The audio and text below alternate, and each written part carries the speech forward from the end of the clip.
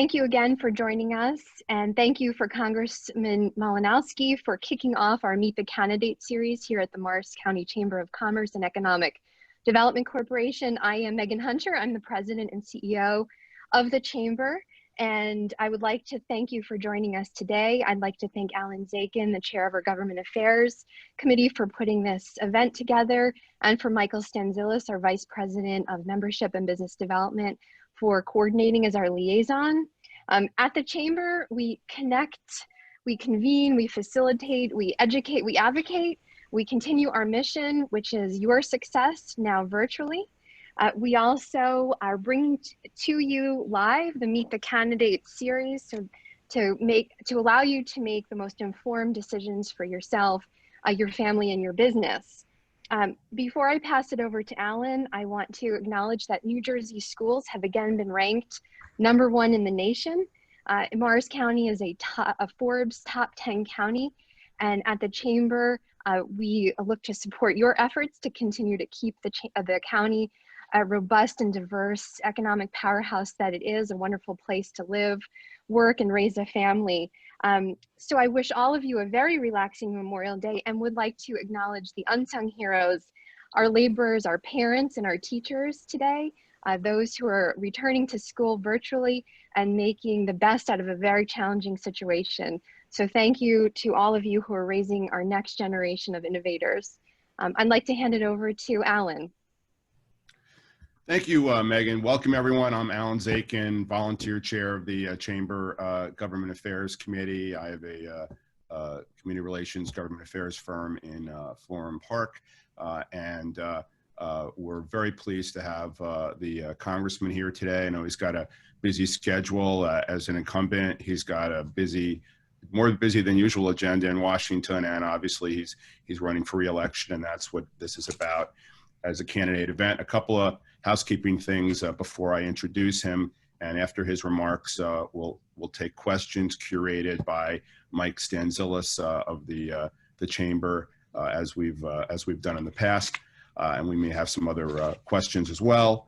And then I echo Megan's remarks. I won't repeat them because she said it perfectly, recognizing all the folks that we appreciate on this Memorial Day, and also, we do have a chat feature, and I would ask you, if you want to introduce yourselves to folks, everyone monitor that. There is a way to save that, and that way people know who else is on there, and you could network afterwards should you like, because that's part of what the Chamber is all about. And then there's also a Q&A feature, but I would ask you use the chat just to let us know who you are, anything that other than a question. But if you have a question for the congressman, please use the Q&A feature for that, and Mike will take those questions, and other than making sure they're appropriate and not duplicated, he will ask your question for you. Also, just want to mention, as part of this series, Congressman Malinowski is the first. We have 2 districts in Morris County. He is in the western part of the county, and then in the other part of the county where Florham Park is, we have Congresswoman Cheryl, and they're both running for re-election. But let me just say a few words in my opening remarks about some of the issues I've been working on that I know are important to the Chamber and to our guests today. And I'll start in the pre-COVID period. I do want to talk a little bit about where we are right now in terms of the federal response to COVID-19.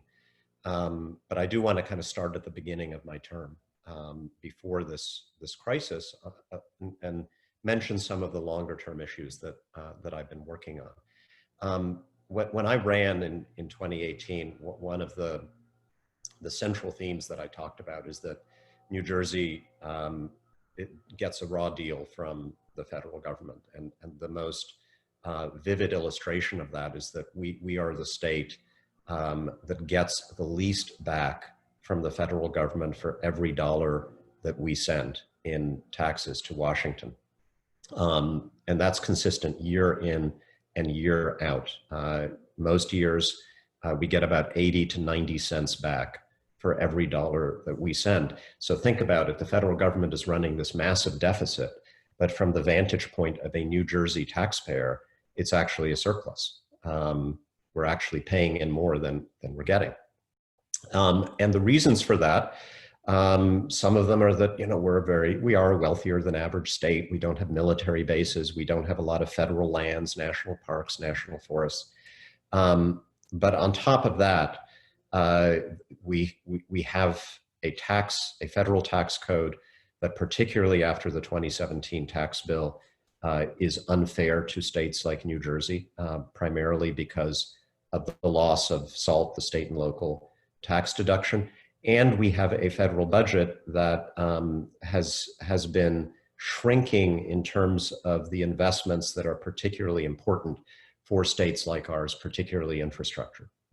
And so when I ran, I promised to tackle both of those problems. The 2017 tax bill, the SALT deduction, and the declining federal spending on infrastructure, particularly for stuff that we really need in New Jersey, like the Gateway project. And my first year, that was a preoccupation, and we did actually, despite all of the divisions, despite the gridlock, despite the dysfunction in Washington, we were able to make some progress. On SALT, we're not where we need to be. Obviously, we have not restored the SALT deduction, which is my commitment to work on that until we get there. But I was able to persuade our leadership in the House of Representatives early on to put a bill on the floor of the House to achieve that goal, to fully restore the SALT deduction. In fact, that was one of my 2 conditions for supporting Speaker Pelosi for Speaker of the House in January of 2019. And so last December, we had a bill. I led the floor debate on behalf of House Democrats. It was somewhat bipartisan. We had Republican members from states that were heavily affected by the loss of the SALT deduction, and it passed in the House of Representatives. It is not going anywhere in the Senate with Senator McConnell as majority leader. We have to acknowledge that. But we, I think, sent a very, very strong signal. We laid down a very clear marker that when we get to real tax reform again, which I believe we will have an opportunity to do next year, House Democrats have made clear that dealing with the SALT issue has to be part of any compromise. And that wasn't a given, because they're not, even in the Democratic Party, there are a lot of members from states where this is just not an issue. And so we had to do a lot of work to ensure that this would be that kind of priority. And then on infrastructure, from my first day in the House, I have been agitating and legislating to get us the money and the approval that we need for our major infrastructure projects, beginning with Gateway. As you know, this is something that everybody in New Jersey and the Northeast supports. It's not a partisan issue for us, but the president has made an issue of blocking the Gateway project for all kinds of reasons we can talk and speculate about. And so it's required a really concerted strategy of pressure on the administration to try to get progress. I'm on the Transportation Committee. I signed up precisely for this reason. And after a lot of work, we did achieve a very significant breakthrough.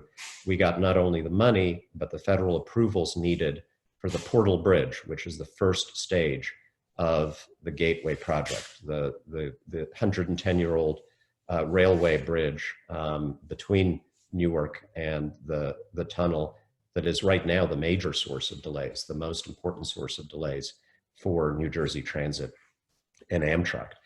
We're still fighting on the Hudson River Tunnel itself, but we provided a lot of funding. Obviously, if the presidential election goes one way, Gateway is done. If it goes the other way, you will have me and you will have a House majority, I hope, continuing this legislative jujitsu that got us the Portal Bridge and carrying it all the way through to success on the Hudson River Tunnel itself. We also passed in the House, and I was one of the lead sponsors and authors of this, a major infrastructure bill for the country. It's not just New Jersey. We all, the entire country is suffering from ancient and dilapidated rail, auto, electrical grid, school construction, rural broadband deficits. We need significant investments in not only repairing, but modernizing our national infrastructure. With interest rates essentially zero, this is the time to make those investments. And we passed, I think, a very ambitious and very appropriate blueprint in the House of Representatives that I hope we will be able to enact next year. So that's some of the work that I was preoccupied with before COVID hit us. And then, of course, the crisis hit. And right now, that's what we are focused on above all other things and have to be. We were hit, obviously, particularly hard as a state. We were one of the first and arguably the hardest hit state in the country. And I believe that under extraordinary pressure and despite tremendous sacrifice, New Jersey did a very good job in tackling this. If the entire country were New Jersey, given how well we've done in bringing COVID-19 under control, this crisis would be largely over. Unfortunately, the entire country is not New Jersey in terms of the leadership that exists elsewhere and the decisions that were made. We did not have national leadership, unlike virtually every other country that has been successful in dealing with COVID-19. No national testing strategy, no national mandates for wearing masks, public health guidance from the CDC undermined and contradicted by our highest political leadership. And here we are, officially 180,000 deaths. If we were a normal average country, in other words, if deaths from COVID-19 in the United States were basically equivalent to the average developed democratic country in the world, we would have lost 145,000 fewer Americans. That's how badly we failed as a country. And of course, we are still losing 1,000 a day. And as a result, New Jersey, as well as we've done, we still have to be incredibly cautious. We are still struggling economically much more than we would need to be. And the federal government is going to have to spend a lot more money than it otherwise would if we had had a proper public health response. That has to be said, and it makes me incredibly angry. But it is what it is, as the president says. We have to move forward from this point. And so right now, as you know, we are engaged in some very high stakes negotiations in Washington to try to get another COVID-19 relief package done. There's consensus on some aspects of it, extending, for example, the PPP, the Small Business Lending Program, which I think has been a tremendous success. There were some problems initially. We fixed those problems. Here in the 7th Congressional District, we received over $1 billion in mostly, I think, forgivable loans under the PPP, supporting about 135,000 jobs. We have about 400,000 working age adults in this district, 135,000 supported by this one program alone, the PPP. So imagine what would have happened to our local economy if not for that program and some of the others that we put into place. So there's consensus that we need to extend some of these things, perhaps in a more targeted way. What we are arguing about, perhaps most pointedly, is something that has been a top priority for me, relief for our state, county, and local governments. And why is this important? Well, our state, our county, our municipalities have to balance their budgets, and revenues are down for obvious reasons because of the economic shutdowns.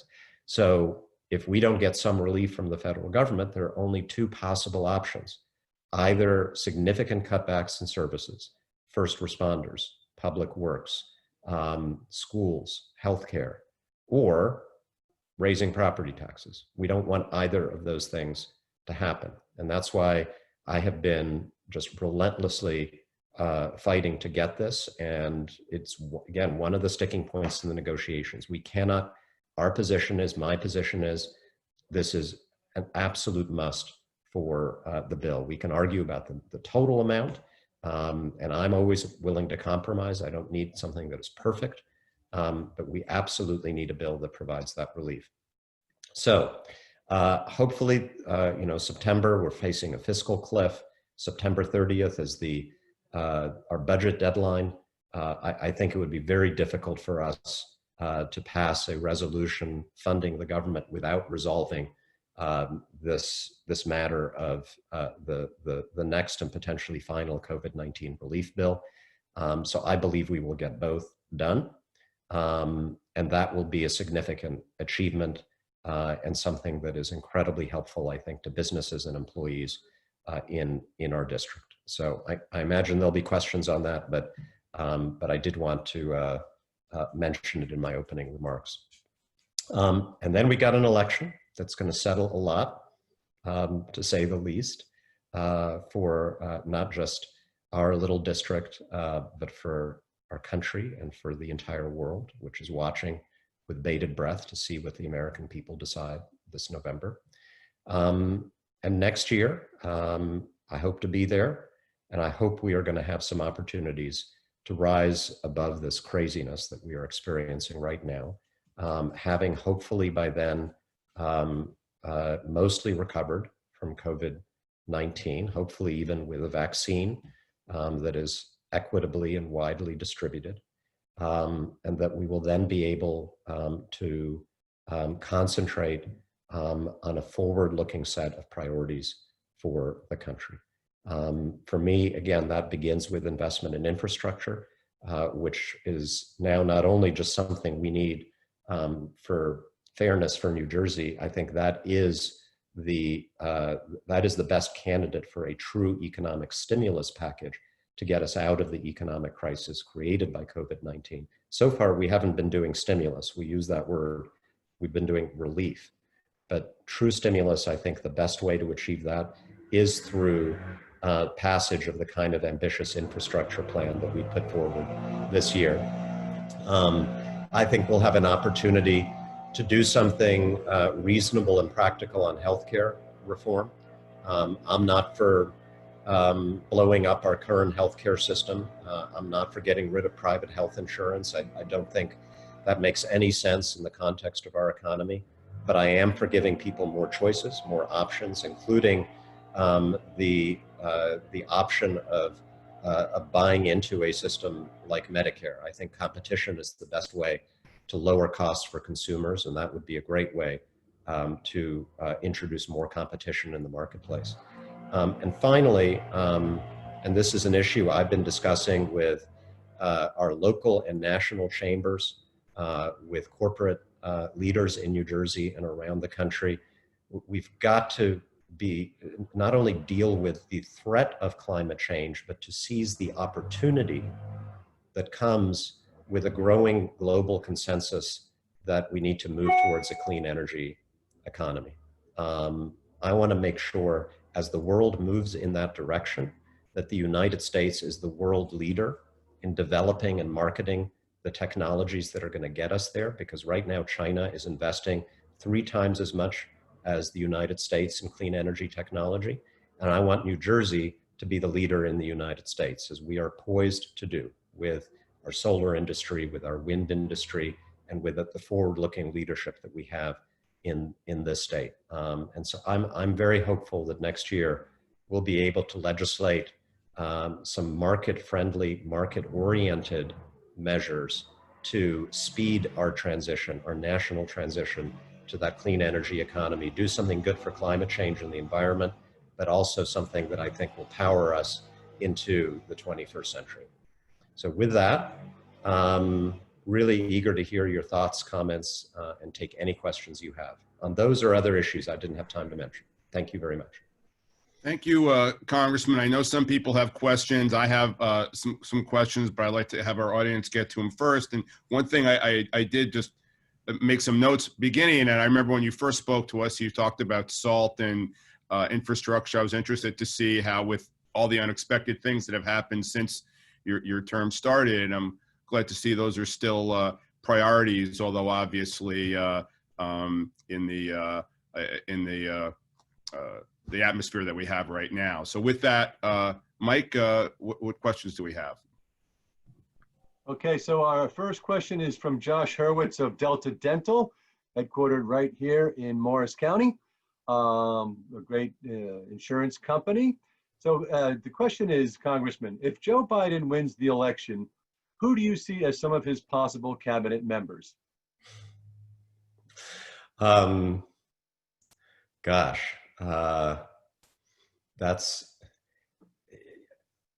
it is putting the cart a little bit before the horse, because right now, you know, everybody's on pins and needles when it comes to who our next president is going to be. I think. I know everyone. I know it's considered maybe bad luck to answer that now, but I'll throw one other thing in there. Mention anyone perhaps in New Jersey that might be, if you do mention names, any names that might be from our state. Gosh. Well, the only person who has been, you know, I'm going to make this is not answering the question that you raised, but the only person who has been floating a New Jersey leader for a cabinet post recently is President Trump. He's been saying that if Biden wins, he's going to put Cory Booker in charge of housing, which, you know, I think we should not ignore that. It was a very thinly veiled racial appeal, because it tracks with the president's tweets that, you know, if you vote for Biden, those people are going to be moving into your suburban neighborhoods and Cory Booker is going to be in charge. And, you know, we sometimes I usually ignore these tweets because if I paid attention to every single one of them, I'd have no time to do my actual job. But occasionally it's important to note something when it's that inappropriate, because I don't think there's any room in America, whether you're a Republican or a Democrat, for that kind of politics. As far as, you know, who'll be in the cabinet, I think, you know, you saw in the Democratic presidential primary, you saw a kind of all-star lineup of leading lights in the Democratic Party. Senator Harris was one of them, and some people were touting her for Attorney General. Obviously, she's not going to be Attorney General. If the ticket wins, she'll be Vice President. Mayor Pete, I'd be very surprised if we don't see him playing a prominent role. Susan Rice, who's a very good friend of mine, who was considered for Vice President, I think, has a very good shot to be Secretary of State, as does another very close friend of mine, Tony Blinken, who was Deputy Secretary of State under President Obama. I think we've got an incredibly talented group of people, ideologically diverse, of course, and it'll be up to, if he wins, President Biden to strike the right balance there. But I'll tell you, they're all people who wake up every single day with one question on their minds, and that is, how do I meet my responsibility to others? How do I use my influence, my talent, my time to try to make the United States of America a better and stronger place?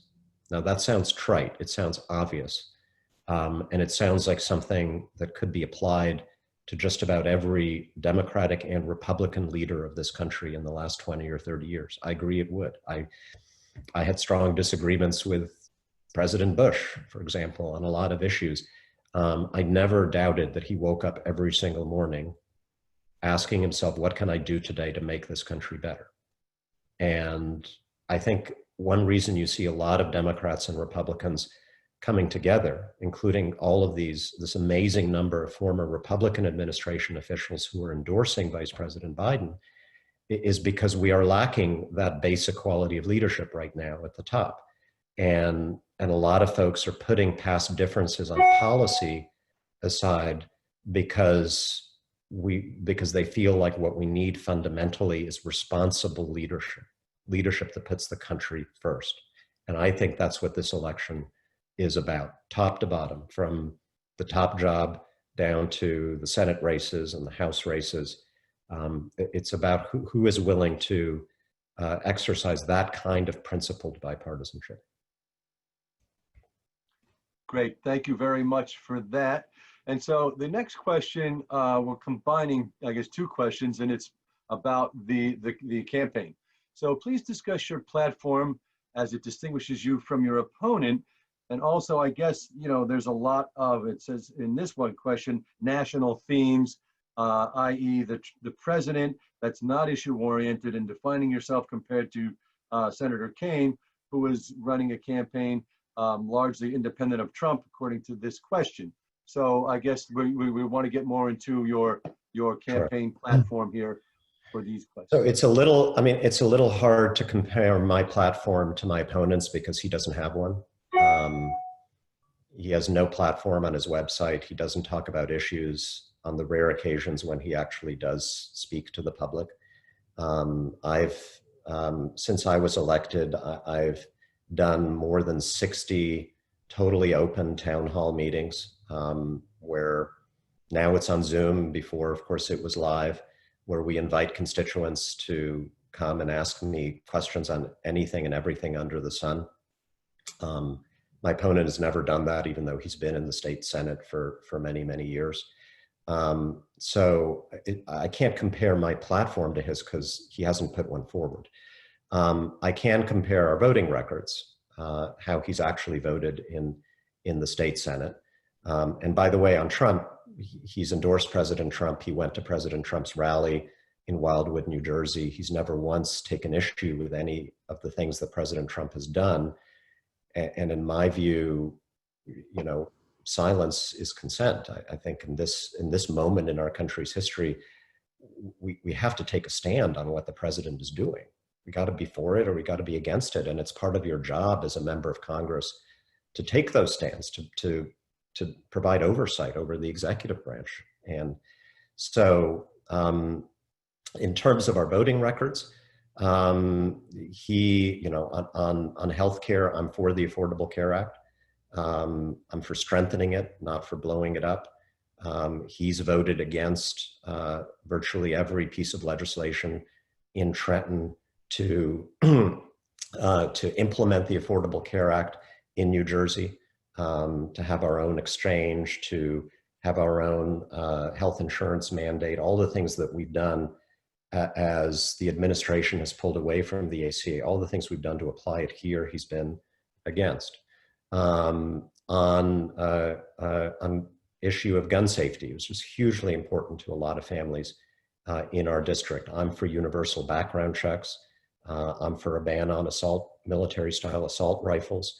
I'm for the sort of the full range of gun safety legislation nationally that we have already adopted, that we've already passed in New Jersey.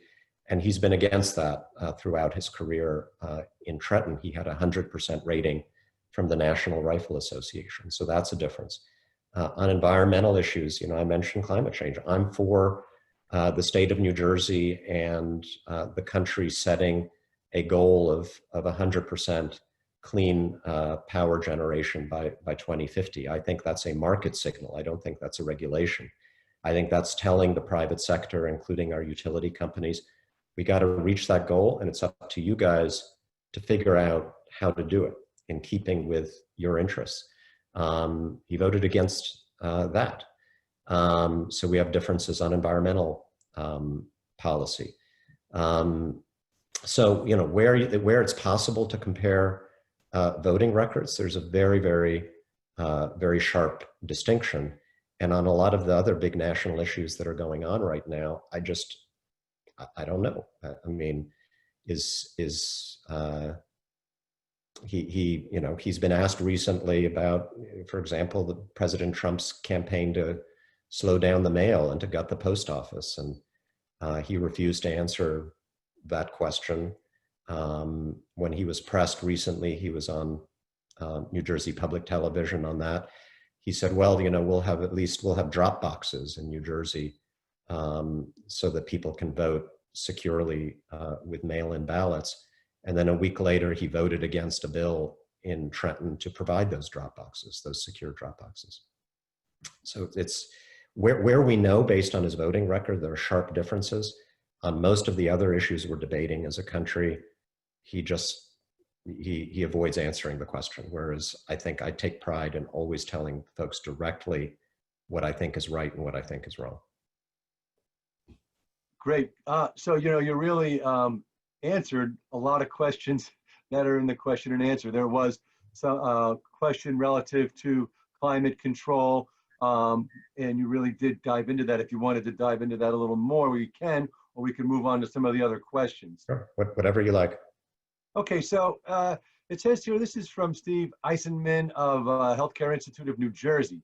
This is Congressman, New Jersey's biopharmaceutical and medical technology sector, our state's largest industry, is working at a breakneck pace to find COVID-19 vaccines, diagnostic tests, treatments, or even a cure in order to lead the world out of this global health crisis.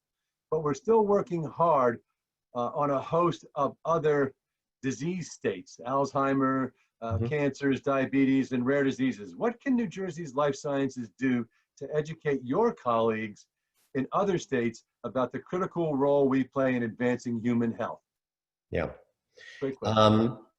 Well, you know, there is, I think that our pharmaceutical industry, our life sciences industry, does have reputational issues with some of my colleagues around the country. I'm not always 100% lined up with the lobbying agenda of our pharmaceutical companies, but I would never use language like big pharma. I never try to demonize the industry. Every single person who works for one of our pharmaceutical companies goes to work every single morning because they want to make people's lives better, because they want to find cures. And our pharmaceutical companies lead the world, obviously, in developing cures and treatments for diseases that cause tremendous suffering. And right now they are in the forefront, as you mentioned, of finding effective treatments and ultimately a vaccine for COVID-19. There's no question that this is a jewel in our crown in New Jersey and in the United States as a whole. And I think, you know, I can be a little bit of a bridge because, you know, I am willing to, you know, I do support some things that would result in lower drug prices. I've got more pharmaceutical consumers than producers in my district, even though I probably have more pharmaceutical producers than just about any other member of the House. So we do have to, there's some problems that we do need to tackle, some tough issues that we need to discuss. But at the same time, I can be a messenger to my fellow Democrats that we should not be demonizing the industry, that this is an industry that exists to save lives, and without which our country and the world would be in terrible shape. I do want to say one thing about the COVID-19 vaccine issue, because I've been engaged in several aspects of that, and you know, we're talking about the importance of taking a stand, and I always try to identify the issue on which people need to take a stand. Number one, obviously, you know, our first obligation is to the American people in terms of making sure that we get vaccines to everybody in our country who needs them once they're ready. But we have not just a moral obligation, in my view, but also a very clear self-interest in making sure that any eventual COVID vaccines are widely distributed to everybody who needs them around the world, because infectious diseases do not respect borders, and we cannot protect ourselves if this thing is spreading out of control anywhere else. I very strongly oppose the Trump administration's decision to try to pull the United States out of the World Health Organization. And a couple of days ago, their decision that we would not work with our allies in the international community to develop and distribute a COVID-19 vaccine, because that would mean being in the same room as the WHO. I think that is a disastrous decision, and one that will come back to hurt Americans. And I have worked with Republicans and Democrats in Congress, including my friend with whom I disagree on many issues, Lindsey Graham, in the Senate, to try to make sure that we, at least in the budget that we are passing, that we fund America's contribution to that global effort. That's number one. Number two, I'm very much in favor of moving towards a COVID-19 vaccine as quickly as possible. I want to throw a lot of money at that challenge. And I applaud our local companies that have been doing, heroic work to speed up this effort.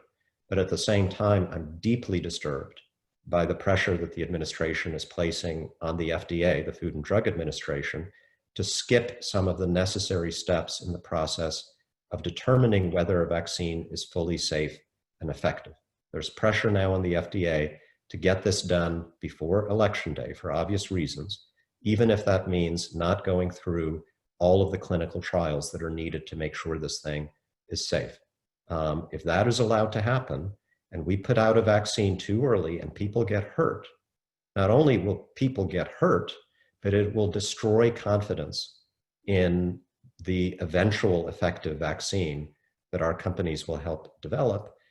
And if people refuse to get vaccinated because they don't have confidence in it, we will never get the herd immunity that we need to kill this thing. So this is a real issue right now, and it's really important for people to take a stand on it.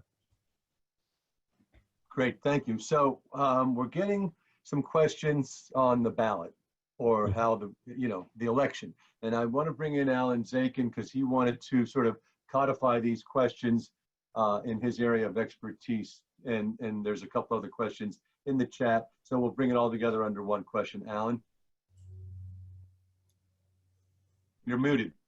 Yeah, I'm muted. I always keep forgetting that. One of these days I won't.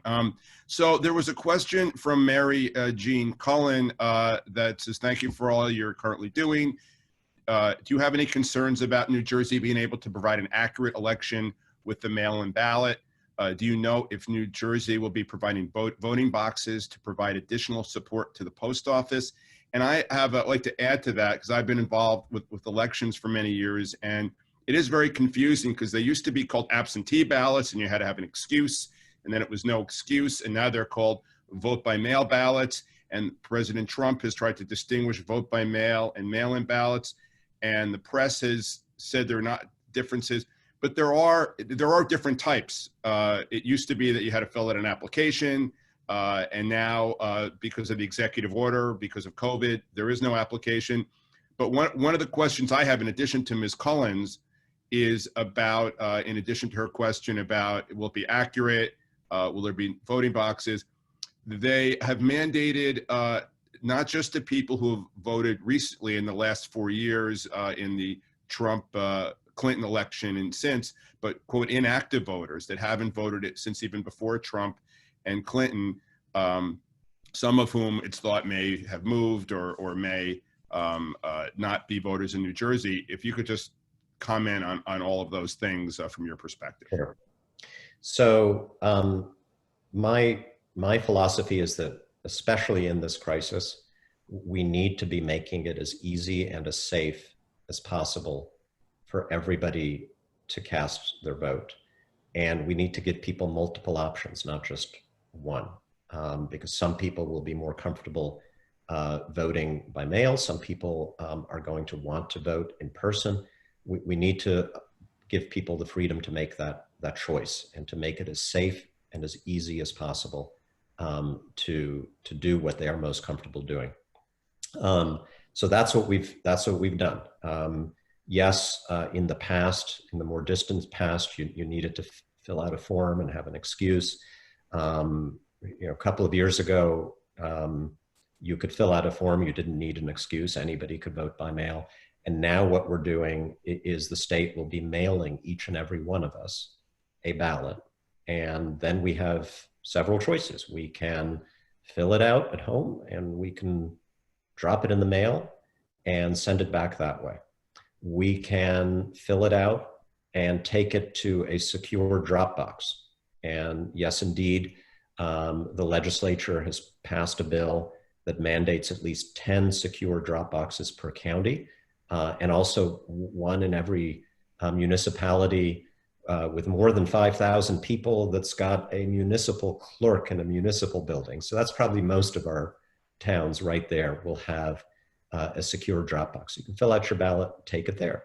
You can fill out your ballot, take it to your county clerk. Or you can wait until election day, fill out your ballot, take it to your polling station and drop it off there. Or you can just go to the polling station and they'll give you a ballot at the polling station that you can fill out. So very easy, multiple options depending on what you're comfortable with. Number two, is it accurate? Is it secure? Absolutely. You know, the president and others have been putting out these wild things about how, you know, anybody could just like Xerox 10,000 of these ballots or print them at home and cast them. That's ridiculous. Each one of these ballots is specifically barcoded to the individual voter. There are signature requirements. It's, you know, there's a process that you have to go through to seal the ballot. And if somebody does what the president suggested a couple of days ago and votes twice, the system is designed to catch that. So don't do it, please, because you will be caught. We've had, you know, a handful of examples around the country, very small scale, of people attempting voter fraud through vote by mail. Does it happen? Absolutely. But it gets caught because it's just, because of all of these safeguards, it's virtually impossible to cheat without getting caught if it's more than a few ballots. I've been extensively briefed by the top experts at the FBI, at the Department of Homeland Security, in our nation's intelligence community about election security in 2020. And we ask them, is there any risk with absentee ballots? And the answer is always consistently, it is impossible to mess with an election using absentee ballots at scale. Can you mess up 10 or 20 of them? Sure. But at scale, in a way that actually influences an election, almost impossible. So I'm very confident that this is going to work. There are a bunch of states like Utah, Washington, Oregon, Colorado that have been doing all mail elections for many, many years. Massachusetts just did a huge primary in their Senate race, and they did it for the first time all mail. It went totally smoothly. So I'm absolutely confident that it's going to be okay. We may not know. The only thing is we may not know the answer on the night of November 3rd. So we may need to be patient with it. And I'm sure we can be. We got to be disciplined about that. But your vote's going to count, and we are going to know who won, and who lost. There was one just follow-up question about machines, and I believe, correct me if I'm wrong, I believe that there's machines only for handicapped, but as you said, people can go to the polling place and vote a paper provisional ballot. They can vote a provisional, and the reason why it's provisional is because, you know, we don't want people to do what the president suggested, namely cast an absentee ballot, say on October 1st, and then go and cast another ballot at the polling station, right? So the reason it's provisional is it gives them time to check to make sure that you haven't voted twice. That's good. That's a good thing.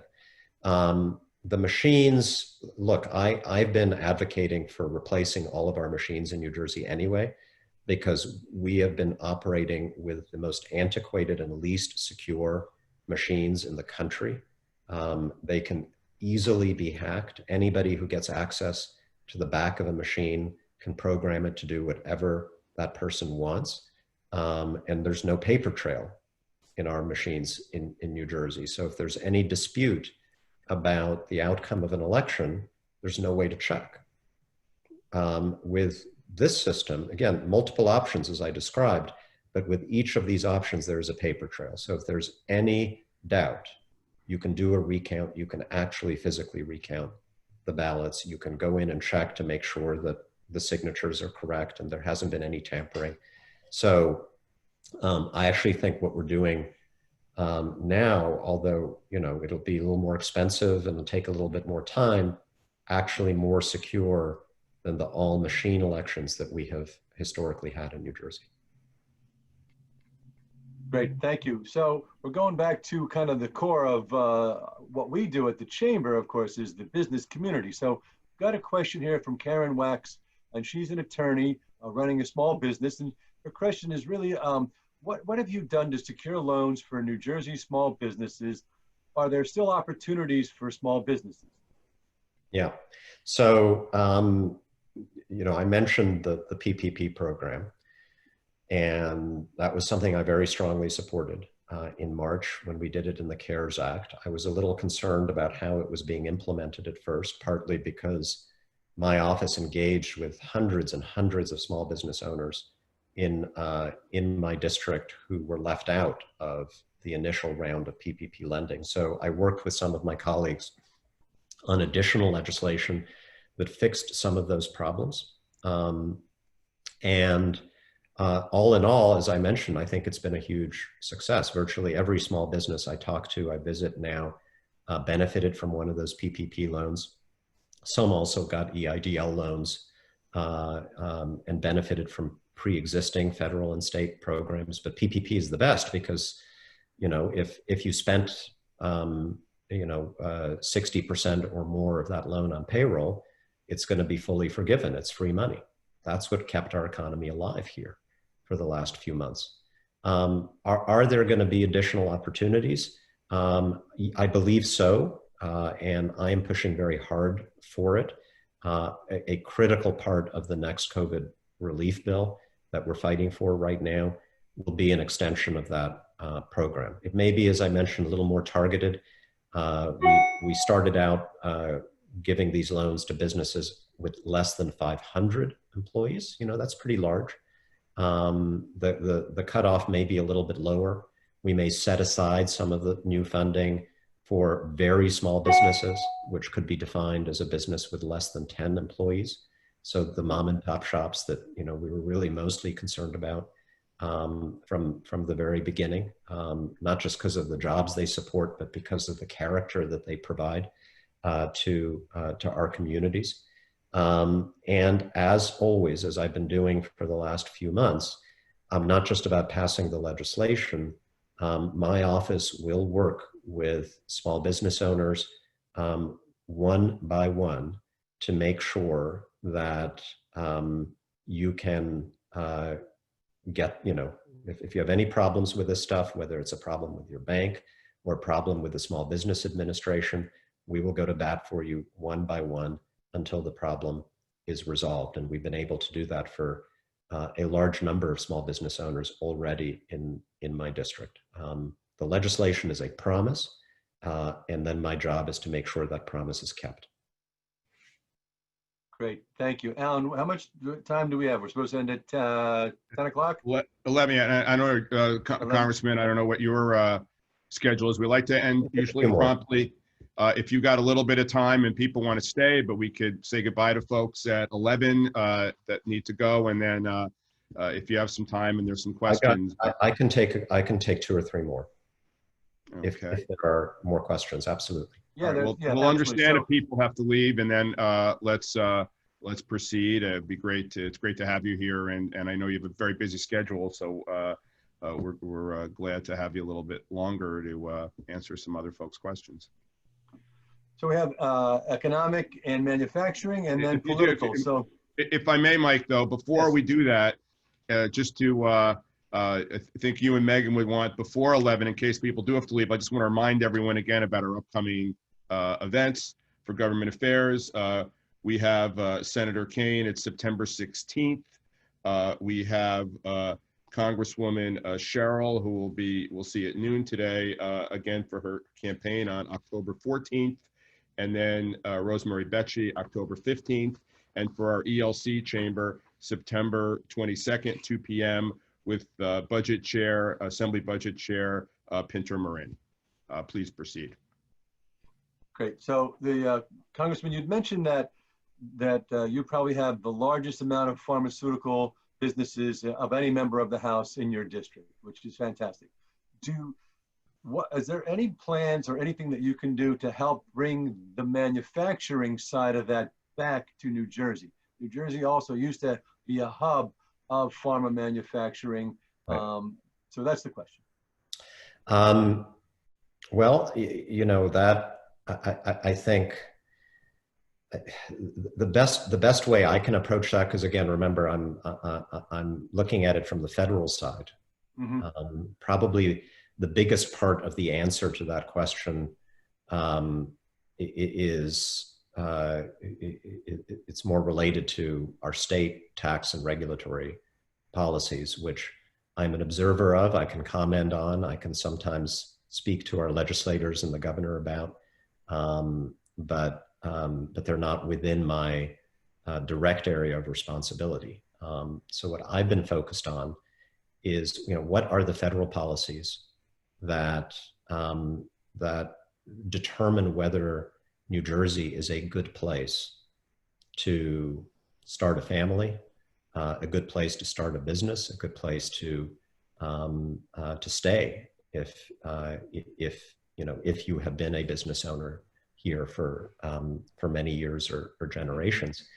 And so I kind of keep coming back. I know I'm a little bit of a one-trick pony on this, but I keep coming back to the federal tax legislation and to infrastructure. I mean, why do companies locate here in New Jersey? Our cost of living is higher than in a lot of other places in the country. No matter what we do, it's always going to be higher than average. But we have the greatest schools in the world. We just saw another survey coming out demonstrating that. We should be very proud of that. We have wonderful communities. We have a great environment. We have great recreation. We are rural and suburban, but very close to some of the great urban centers of the world. And we are right smack in the middle of some of the busiest and most productive transportation hubs in the United States and the world. And so those are all good reasons, even though cost of living is always going to be higher, to have a company here and to manufacture here. You can get product to consumers, you can get product to market more efficiently and faster than you would if you were in other places. So that's why I think my big part, especially since I'm on the right committee, is to try to make sure that we are investing in our ports, in our airports, in our roads, in our rail, in the infrastructure that make New Jerseyans move and that make our goods move to consumers and to the marketplace. And this is where the federal government has shortchanged us in the past couple of decades. And so therefore I feel like it's something I can do something about. I can complain about other things, but this is something I feel like I can do something about. Great, well, thank you. So we have one more question, and I think you'll probably have some fun with this one. But before we get to that, we have Mary Jane Cullen with a comment that I think we can all agree on. And we just want to thank you for actually answering the questions and not sort of skating around the answers. So everybody really appreciates that. Thank you. Yes. So the last question, here we go, from Martin Slane. And it says, how can a debate between President Trump and Biden work when the president appears to rely on lies and insults? How do you see the debate happening or not happening? Thank you, Martin Slane. We saved the fun, the entertainment for last. I guess. Yeah, well, that's, I guess, entertainment is the right word, because I think the subtext of that question is that it shouldn't be entertainment, right? It should be a contest between two visions, between competing ideas. It's just really hard to have that kind of debate when one person does not seem to be bound by the requirement of telling the truth. If both of them are, you can still have a vigorous debate because there's disagreement about what we should do about the facts that most Americans agree on. But if one person can just make things up, then a lot of folks have recommended to Joe Biden that he not even show up to a debate like that. I personally think that Biden made the right decision from the beginning, despite this problem, to still say, I'm going to debate, because it's a good tradition in American politics. I'm going to debate Senator Kaine. It's a good tradition to have the candidates get up in front of voters and to present their differences in the most constructive way possible.